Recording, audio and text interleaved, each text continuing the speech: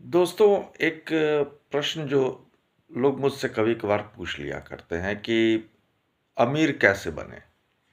पैसे वाले कैसे बनें?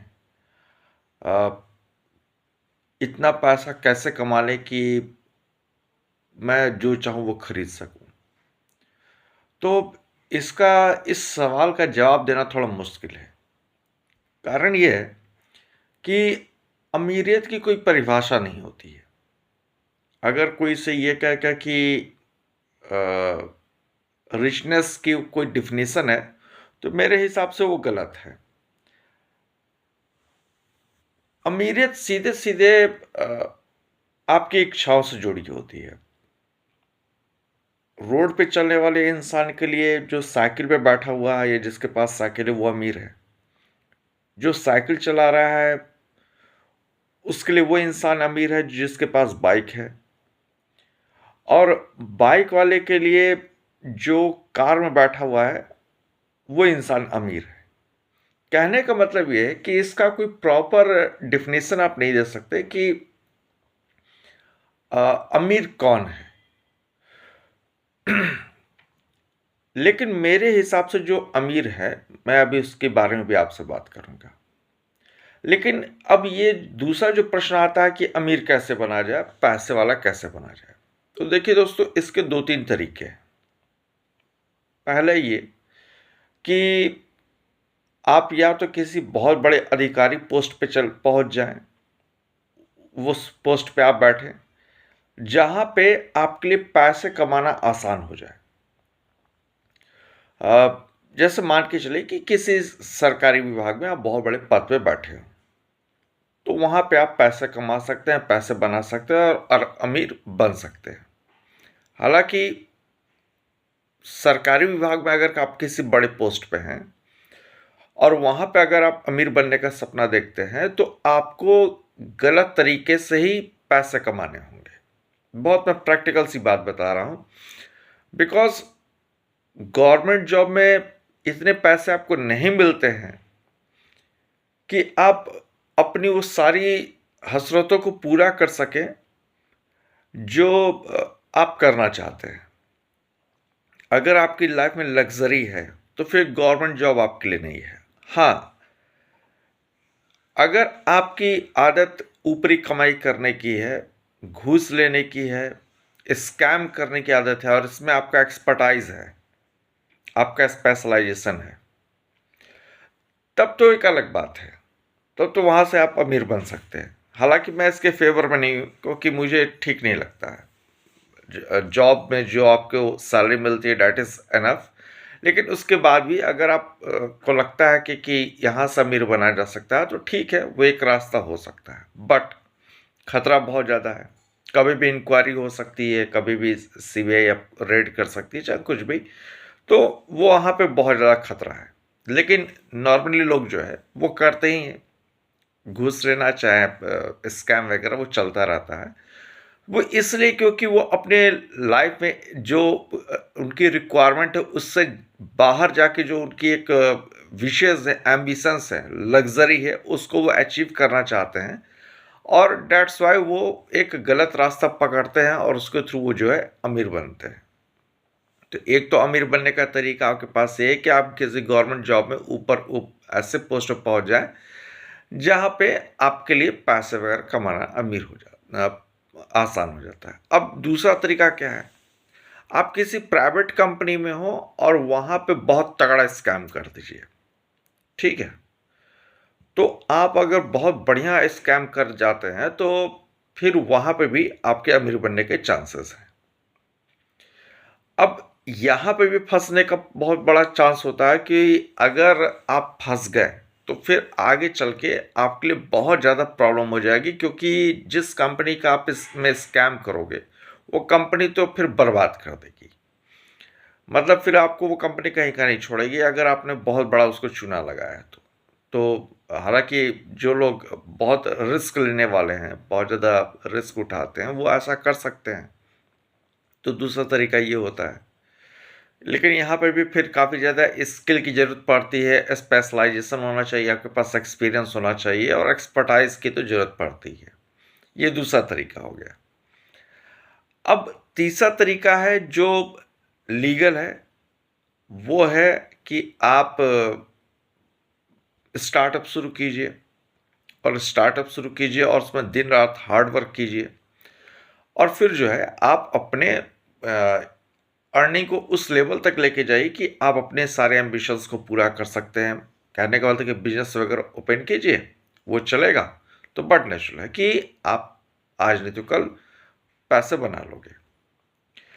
अब बिजनेस में भी कुछ ऐसे बिजनेस होते हैं जहाँ पे लोग इलीगल तरीके से आगे बढ़ने की कोशिश करते हैं और पैसे बना लेते हैं, जैसे इलीगल माइनिंग हो गई, इलीगल कंस्ट्रक्शन हो गया, और भी कई चीज़ें हैं जहाँ पे इलीगल तरीके से पैसे बनाए जा सकते हैं। तो एक तरीका ये है अमीर बनने का।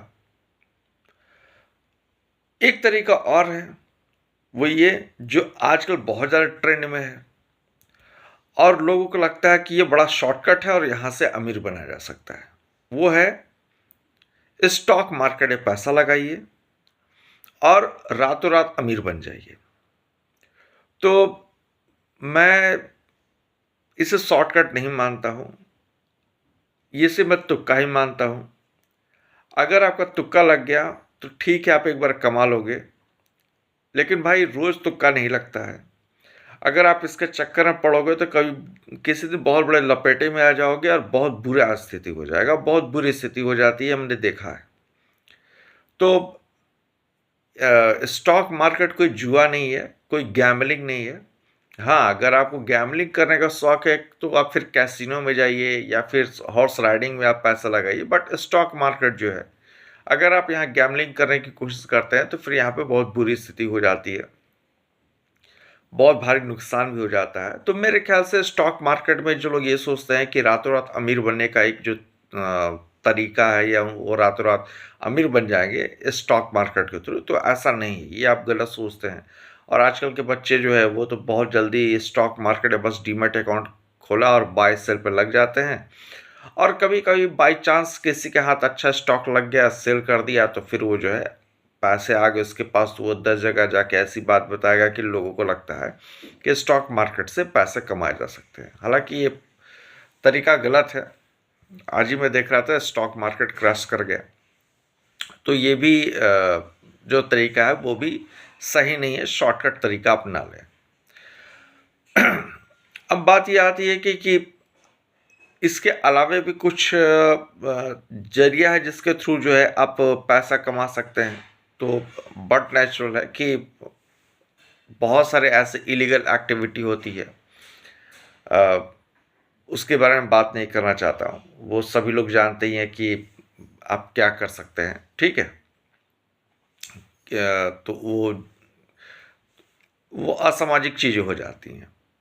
हालांकि कुछ लोग पैसे कमाने के लिए उस एक्टिविटी को भी अप्रोच कर लेते हैं, लेकिन खैर रहने दे, उसके बारे में बात करना ठीक नहीं है।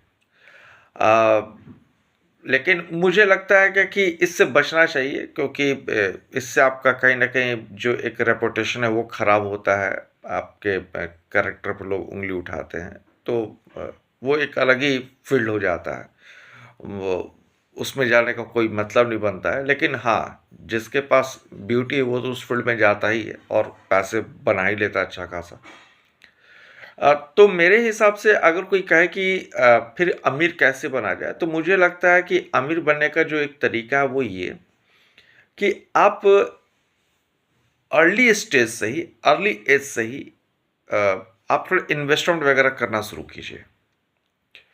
समय लगेगा, लेकिन अगर आप कंसिस्टेंसी मेंटेन करेंगे और लॉन्ग टर्म तक अगर आप इन्वेस्टमेंट करेंगे तो आने वाले कुछ सालों में, कुछ सालों का मतलब कि कम से कम 10, 15, 20 साल भी लग सकता है, आपके पास इतने पैसे हो जाएंगे कि आप उससे जो है एक ड्रीम लाइफ, बहुत ज़्यादा तो नहीं लेकिन हाँ एक जी सकते हैं।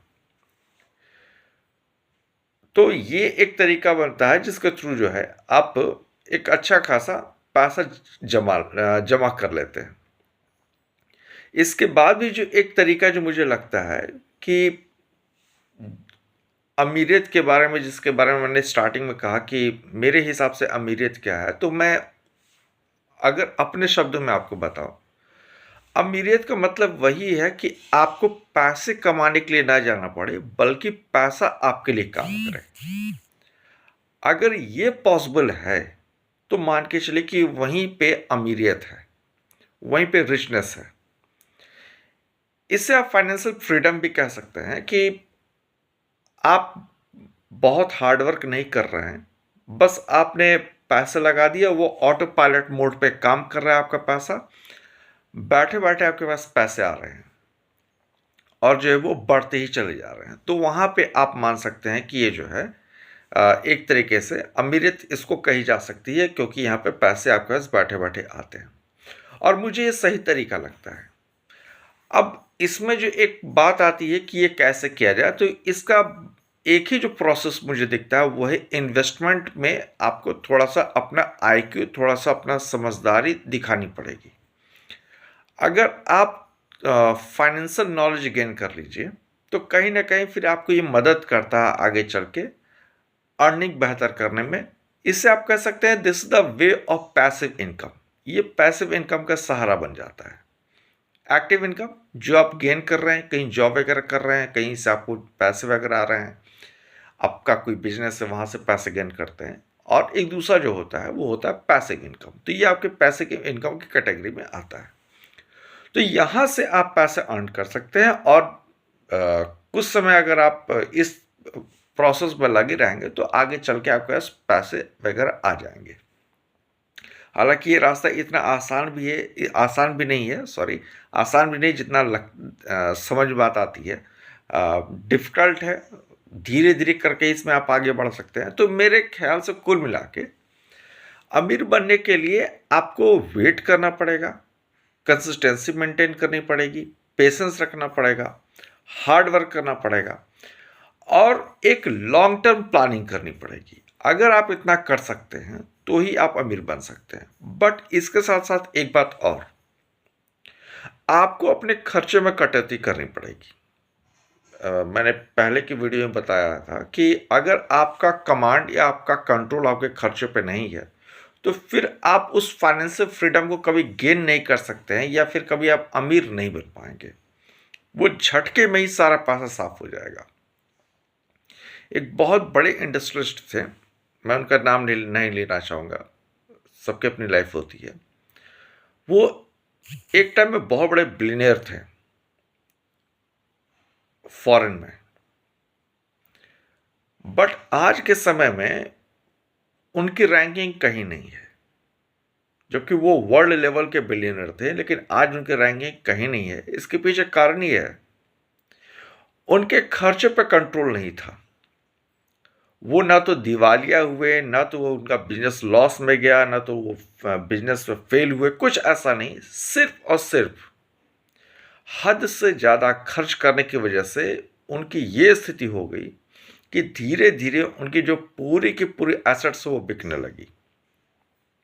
हालांकि अभी भी वो काफ़ी पैसे वाले हैं, लेकिन अब उनकी वो वर्थ नहीं रही, वो उनकी मार्केट में वो वैल्यू नहीं रही जो किसी ज़माने में हुआ करती थी। मैंने आज ये इसका जिक्र इसलिए किया कि अगर खर्चे पर कटौती नहीं है तो कोई भी इंसान जो है वो ज़्यादा दिन तक अमीर बना नहीं रह सकता। आपने कुछ दिन पहले देखा भी होगा कि जब हमारे देश के एक बड़े उद्योगपति ने अपने बच्चे की शादी करवाई थी, तो बहुत छोटा सा अमाउंट खर्च किया था शादी में। हालांकि हम लोग को तो बहुत बड़ा वो अमाउंट लग रहा था कि यार इतना पैसा कैसे खर्च हो गया, हज़ारों करोड़ रुपए खर्च हो गए थे शादी में। लेकिन उन्होंने कहा था कि मैंने अपने कमाई का एक बहुत छोटा सा हिस्सा खर्च किया है, और उस शादी को बहुत ज़्यादा मीडिया ने हाईलाइट भी किया था। सारे फिल्म स्टार वगैरह सभी लोग गए थे, फॉरेन से भी कई आर्टिस्ट आए थे, तो उसको वर्ल्ड वाइड काफ़ी कवरेज मिला था। और उनके बच्चे की शादी थी, अभी हाल फिलहाल में हुई है। तो कहने का मतलब ये है कि अगर आप बात करें इसकी रिचनेस की, तो सबसे पहले आप अपने दिमाग में ये चीज़ सेट कीजिए कि आपको इस पे थोड़ा सा वर्क करना पड़ेगा, खर्च पे कटौती करनी पड़ेगी, और एक लॉन्ग टर्म प्लान बना के उस पे काम करने के लिए आपको तैयार रहना पड़ेगा। पेशेंस रखना बहुत ज़रूरी है। अगर इतना कुछ कर सकते हैं तब तो फिर ठीक है। हाँ, एक बात और बहुत इंपॉर्टेंट मैं जो बोलने जा रहा हूं उस बात को आप समझिए। आप जिंदगी में कितना पैसा कमाना चाहते हैं इसकी एक लिमिट बनाइए। दोस्तों, कोई अंत नहीं है पैसा कमाने का। जो मिलियनेयर है वो बिलियनियर बनना चाहता है, जो बिलियनियर वो ट्रिलियनियर बनना चाहता है। आप कितना पैसा कमाना चाहते हैं इसको पहले डिफाइन कीजिए, इसका एक दायरा खींचिए, एक लक्ष्मण रेखा खींचिए। जब वो रेखा आप खींच देते हैं, वो दायरा, वो लिमिट खींच देते हैं, तो उसके बाद आपको क्लियर हो जाएगा कि अब आपको अगला स्टेप क्या लेना है, कितना इन्वेस्टमेंट करना है, कितना सेविंग करना है, कितना खर्चा करना है। उस हिसाब से आपकी सारी प्लानिंग होगी। लेकिन ये अगर आप सोचते हैं कि नहीं मैं कमाता चला जाऊं और फिर सिर्फ कमाता चला जाऊं, तो फिर आप बहुत बड़े धोखे में हैं। ये अमीरियत नहीं है, या ये अमीर बनने की निशानी नहीं है, ये अमीर बनने की इच्छा नहीं है, ये एक मानसिक बीमारी है। जहाँ पे सिर्फ और सिर्फ आप ड्रीम करते हैं कि मैं इतना पैसा कमा लूँ, इतना पैसा कमा लूँ कि मैं सब कुछ खरीद सकूँ। तो फिर भाई आप अगर प्लैनेट खरीदने की इच्छा रखते हैं तो फिर उसका तो कोई मुकाबला नहीं, कुछ कहा नहीं जा सकता। लेकिन मेरे हिसाब से ये बहुत ज़रूरी हो जाता है कि आप ये डिफाइन कीजिए कि आपको अपनी ज़िंदगी में कितने पैसे की ज़रूरत है। अगर आप ये कर पाते हैं तो ठीक, अदरवाइज फिर तो बहुत दिक्कत है। तो आप इस पे ध्यान दीजिए, आपको कितना पैसा कमाना है, या आपको आपकी लाइफ में रिक्वायरमेंट कितने पैसे की, और उसके बाद ही फिर उस पर काम कीजिए। तो बट नेचुरल है कि आप आने वाले कुछ सालों में अमीर बन जाएंगे और आप वहाँ पहुँच जाएंगे जहाँ पे आप पहुँचना चाहते थे। Thank you.